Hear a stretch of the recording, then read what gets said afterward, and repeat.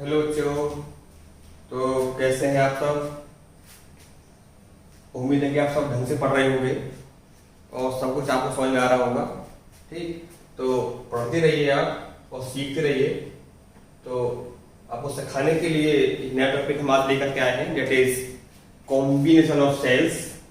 Cell का combination, हम cell को कितने तरीके से यूज कर सकते हैं, लगा सकते हैं किसी सर्किट के अंदर, ताकि हम उसका बेनिफिट मैक्सिमम से मैक्सिमम ले सकें।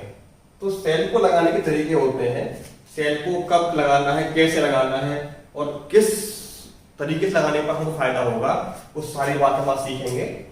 तो जो पहला हमारे पास है कॉम्बिनेशन, वो है आपका series combination. Series combination of cells की हम बात कर रहे हैं इस वीडियो में। तो सेल का हमको यूज करना है कॉम्बिनेशन। तो सपोज हमारे पास आइडेंटिकल सेल्स हैं, सारे सेल कैसे हैं? आइडेंटिकल हैं, सबका ईएमएफ ई है और उसका इंटरनल रेजिस्टेंस आर है।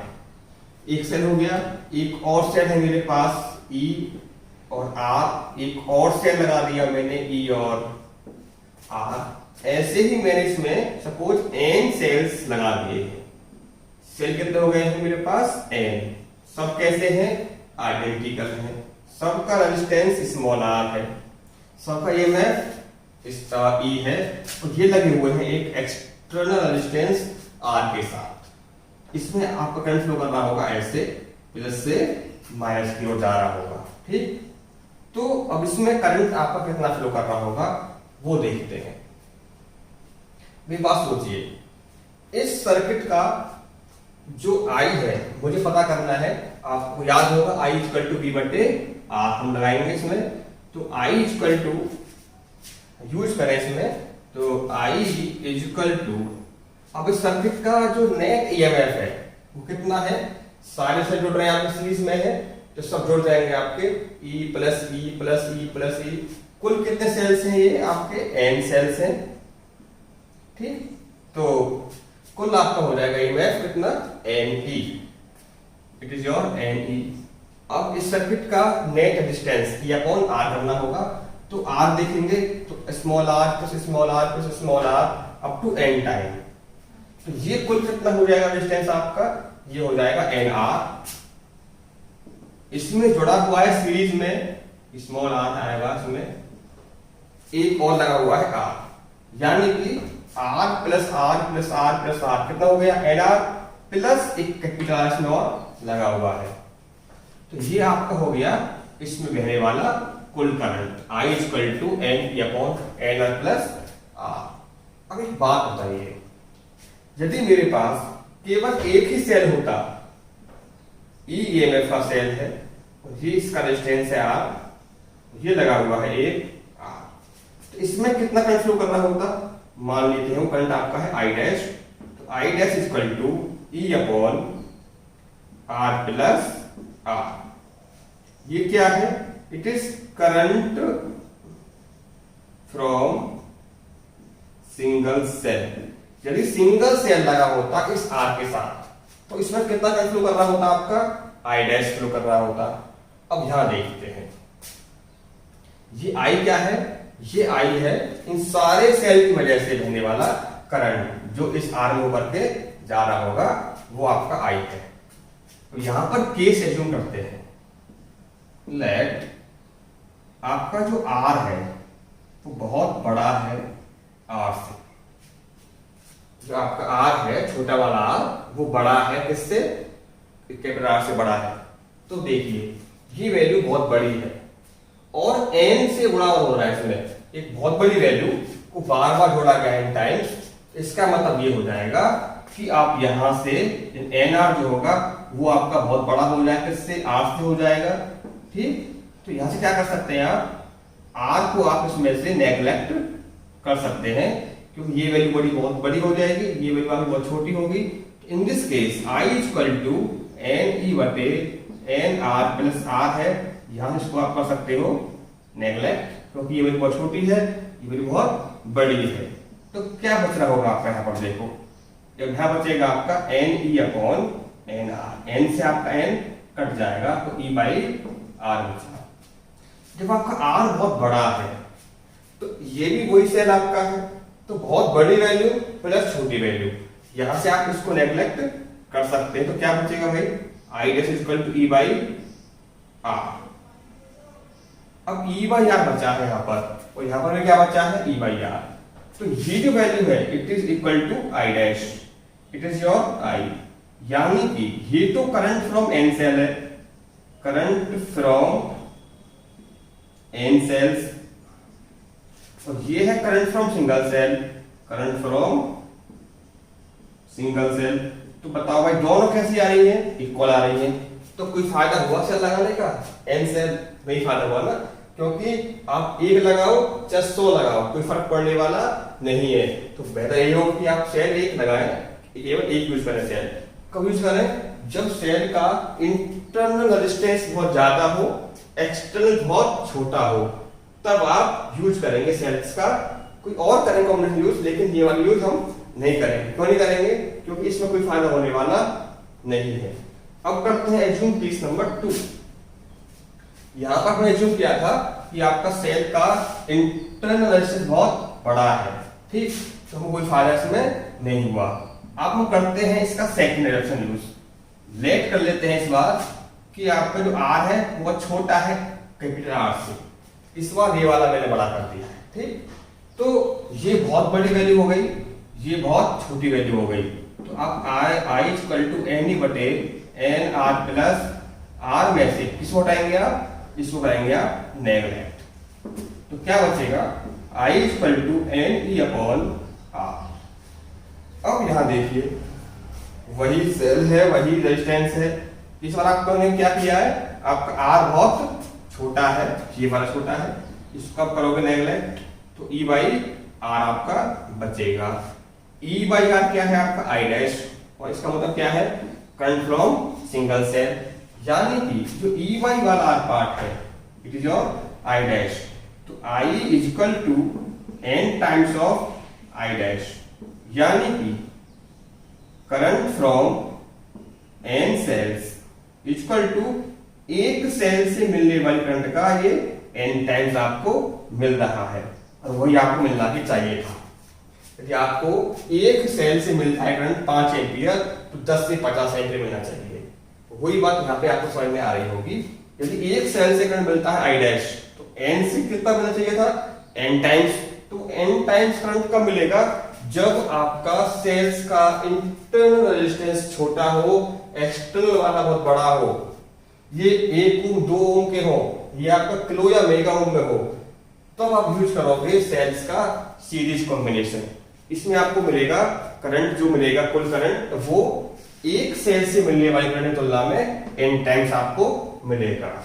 तो सीरीज जो कॉम्बिनेशन आपका है इसका हुआ बेनिफिशियल जब सर्किट में यूज होने वाला एक्सटर्नल रेजिस्टेंस बहुत बड़ा हो, सेल का इंटरनल रेजिस्टेंस बहुत छोटा हो, तब आप यूज करेंगे सेल्स का सीरीज कॉम्बिनेशन, ठीक।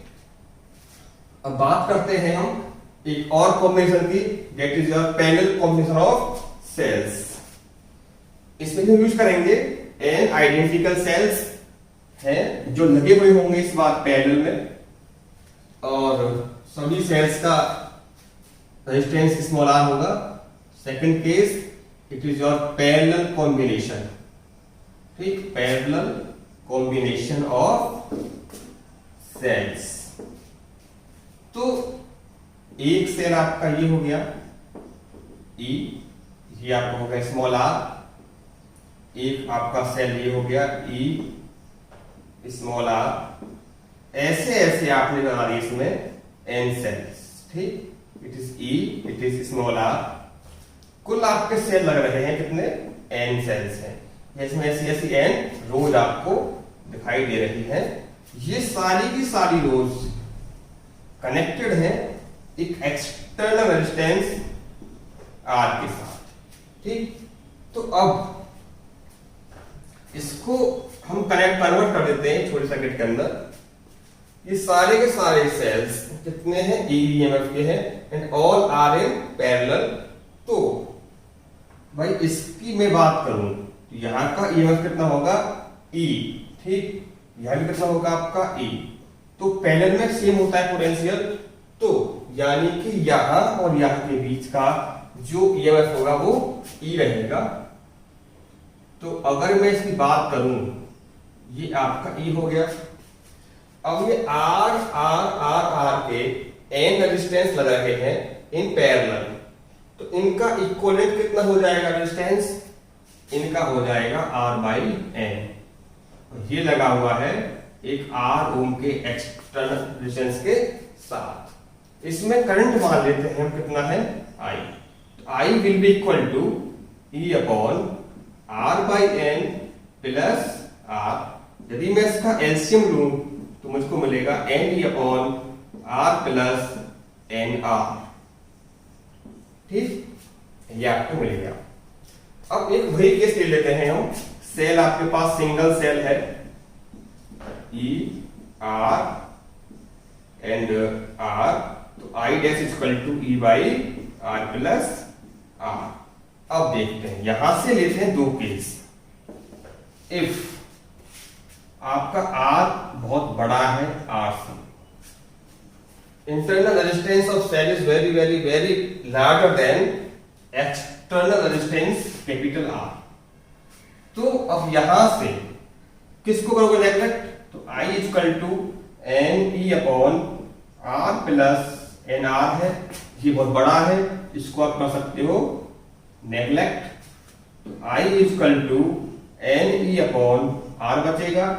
I इक्वल टू, अब E बाई R देखो, ये क्या है?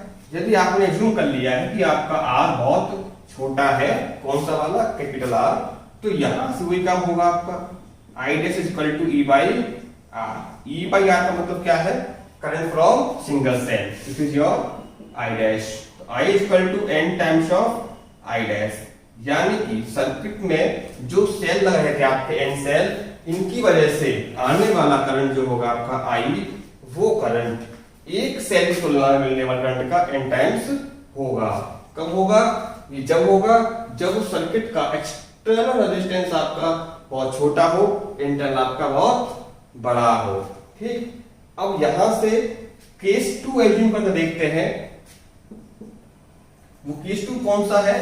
यदि आपका इंटरनल रेजिस्टेंस छोटा हो, एक्सटर्नल आपका बड़ा हो, तो इस बार आपने बड़ा कर दिया है कैपिटल R को।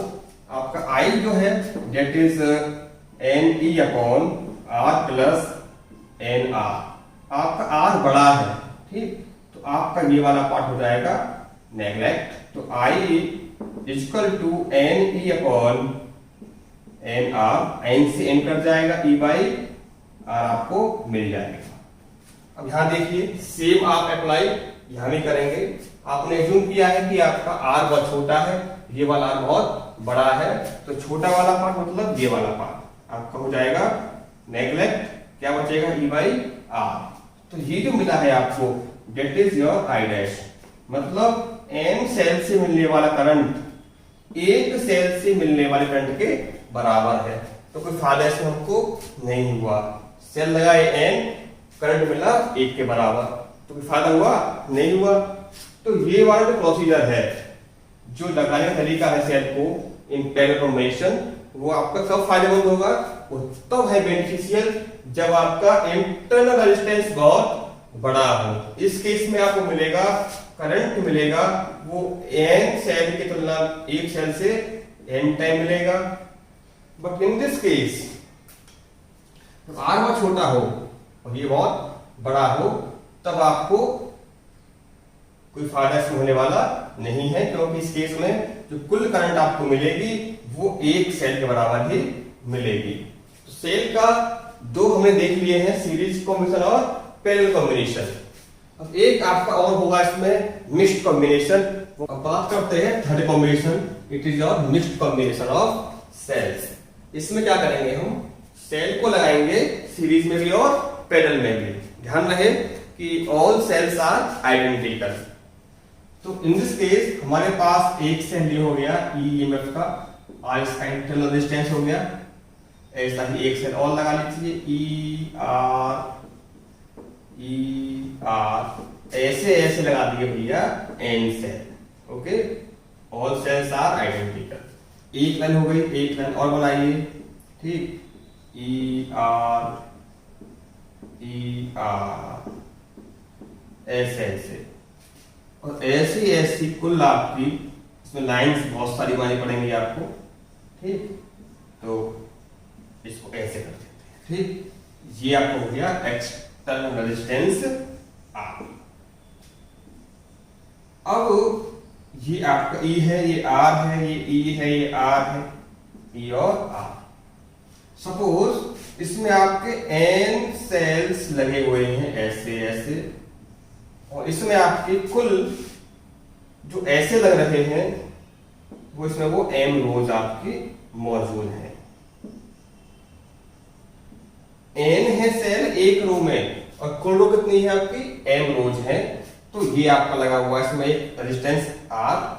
तो अब मुझे पता करना है इस सेल में करंट जो फ्लो करेगी वो करंट फ्लो ज्यादा कब करेगी। तो पहले का काम करते हैं, इसका हम ड्रॉ करते हैं इक्विवेलेंट सर्किट डायग्राम। तो इस लाइन का ई कितने एन है, तो कुल कितना होगा ईएमएफ, एक सेल का ई है तो एन का हो जाएगा एन ई, इसमें भी आपके एन सेल्स हैं, इसका भी एन ई होगा, इसका भी आपका एन ई होगा, हर लाइन का आपका एन ई लगा हुआ है, ठीक। तो इन पॉइंट के बीच का जो पोटेंशियल डिफरेंस होगा वो आपका एन ई होगा इनके बीच का, ठीक। तो ये आपका सपोज वो एन ई हो गया।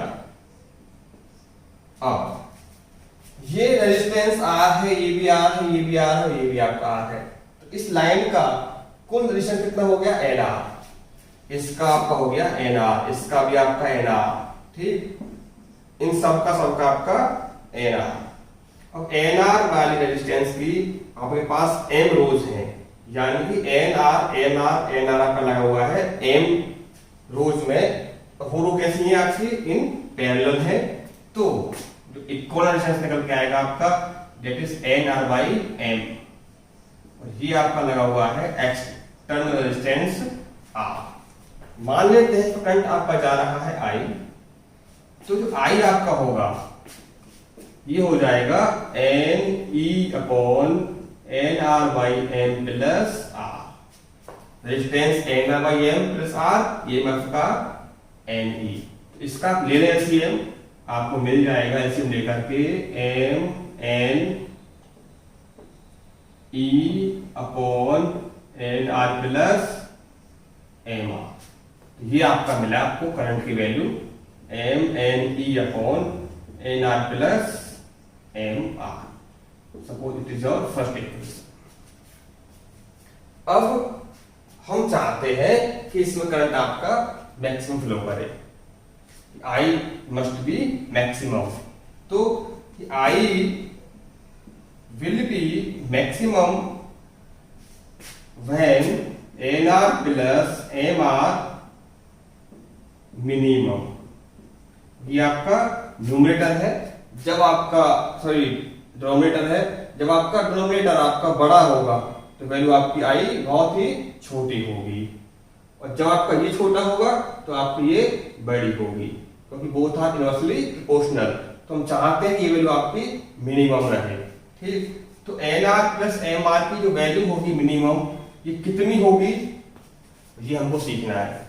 हालांकि ये पोर्शन आपका मैथमेटिक्स का है, ये वीडियो पढ़ते हैं आप मैक्सिमम मिनिमम, तो वहां पे और अच्छा समझ में आ जाएगा आपको, लेकिन तब तक इसको आप समझने की कोशिश करते हैं।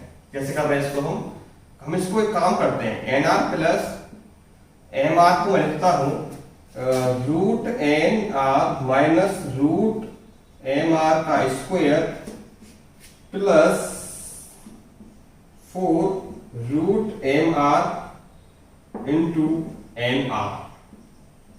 देखो इसको ओपन करोगे ना, ए स्क्वायर मतलब N R plus B square मतलब प्लस एम आर माइनस इसमें माइनस मिलेगा तो इसको आप इसमें 2 कर दीजिए, 2 root N R into root M R, ये माइनस का मिलेगा और तो प्लस का है वो आपका कट जाएगा, ठीक। तो आपको ये इसमें के बराबर मिल जाएगा। अब ये मुझे पता करना है मिनिमम, तो ये टर्म जो है वो कितना हो सकता है मिनिमम, क्योंकि स्क्वायर है, स्क्वायर कभी भी छोटा नहीं हो सकता 0 से, तो ये आपका मिनिमम कितना हो सकता है 0। तो ये मिनिमम आपका तभी होगा जब आपका ये वाला पार्ट मिनिमम हो, ठीक। मिनिमम कितना हो सकता है वो 0, यानी कि mr प्लस nr की वैल्यू मिनिमम कब होगी, इट विल बी मिनिमम